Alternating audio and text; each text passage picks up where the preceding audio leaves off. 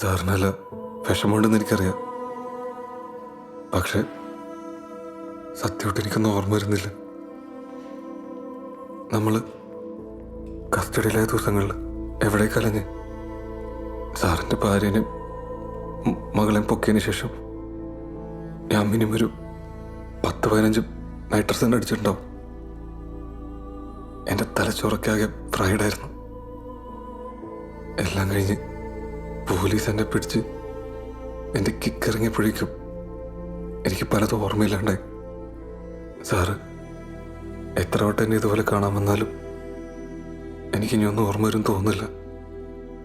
Chronic drug യൂസിൻ്റെ പ്രശ്നം. Sir വാങ്ങി തന്ന ഈ ഫുഡ് കഴിക്കുമ്പോൾ എനിക്കല്ല വിഷമമുണ്ട്.